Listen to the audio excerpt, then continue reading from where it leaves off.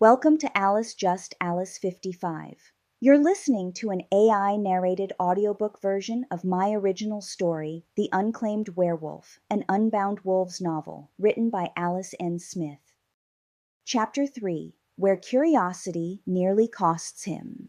Weeks passed. The forest changed with them. Paths wore thin where feet and paws traveled often. Scents layered and lingered where once they faded. The den slowly accumulated signs of continued life. Fur snagged on roots, buried scraps, disturbed soil that never quite smoothed over. The puppy grew, not quickly and not evenly. His legs lengthened first, paws too large for his balance, ears sometimes attentive, sometimes not. His body filled out enough that she no longer worried a sharp wind might knock him over. He was still young, but he was no longer helpless. He learned her rules without being taught. He stopped when she stopped, froze when she froze, learned which growls meant danger and which meant annoyance, learned that some boundaries were invisible and absolute, and crossing them earned sharp correction. What he did not learn was caution. Curiosity ruled him. Every sound demanded investigation. Every unfamiliar scent was an invitation. He ranged farther now, testing the edges of her tolerance, returning bright-eyed as if distance itself were an accomplishment. She watched him with narrowed eyes. "You're getting ideas," she told him one afternoon as he bounced around her legs. "That usually ends badly." He sneezed and pounced on a drifting leaf. She snorted and turned away. The day was warm, insects humming lazily in the brush. She was tracking a deer path near the eastern edge of her territory, far enough from the den to require attention, close enough to old human scars that she stayed alert. That was when she smelled it. Rot, old blood, rusted iron, and sickness layered together. She stopped. The scent came from downhill, faint but unmistakably wrong. Not a fresh kill, not natural decay. Her lips pulled back slightly as she growled low, a warning meant to pull him back to her side. He didn't listen. The puppy had already darted ahead, nose down, tail wagging with reckless enthusiasm. She snapped her head up. "Morsel!" The sound cut sharp and clear through the trees. The puppy skidded to a halt, mid-run, and turned instantly, ears snapping upright. For a heartbeat, he simply stared at her, then bounded back toward her at full speed. He never saw the ground give way. The leaf-covered surface collapsed beneath his paws with a brittle crack.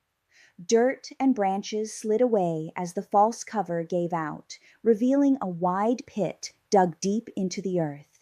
He yelped as his hind legs slipped, claws scrabbling uselessly at the crumbling edge. Below him, metal spikes jutted upward from the packed dirt at the bottom of the pit, rusted, uneven, and unmistakably lethal. She moved without thought. She lunged forward and caught him by the scruff, teeth sinking into loose skin as she hauled backward with all her weight. His body swung briefly over empty space before she dragged him clear, claws digging deep as she scrambled back from the edge. The pit yawned open where he had been, silent and waiting.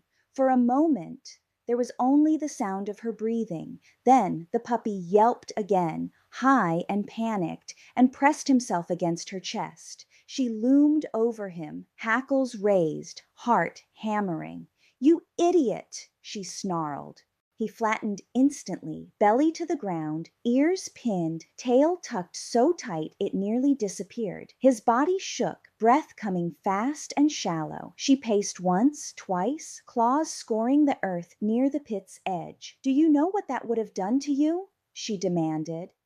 "There wouldn't have been anything left to eat," he whimpered softly. She stopped. Slowly, deliberately, she lowered her head and sniffed him from nose to tail. Legs, belly, neck, no blood, no broken bone, just fear, and the sharp acrid scent of almost death. Her shoulders loosened inch by inch. She huffed, then pressed her forehead briefly against his. "Pay attention," she muttered. "Next time I won't be fast enough." He licked her chin. She recoiled, immediately. Don't! But she didn't step away.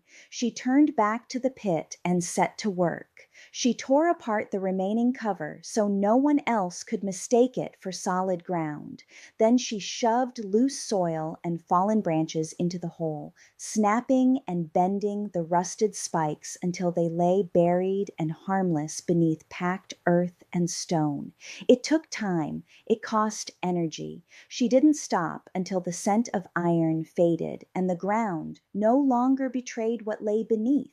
When she turned back, the puppy was sitting exactly where she'd left him, waiting. She studied him. "Stay close," she said. "You're not worth chasing." He stayed close. That night, she altered her patrol route to avoid the eastern edge entirely. She chose longer paths and safer ground, even when it meant fewer opportunities and harder hunts. When they returned to the den, she reinforced the entrance with extra brush before settling in. The puppy curled against her side, pressed tight, breathing slow and steady. She stared into the dark for a long time. "You'd make a terrible meal," she said quietly, "all skin and trouble." His tail thumped once. She draped an arm over him without comment and held him there until sleep finally claimed them both.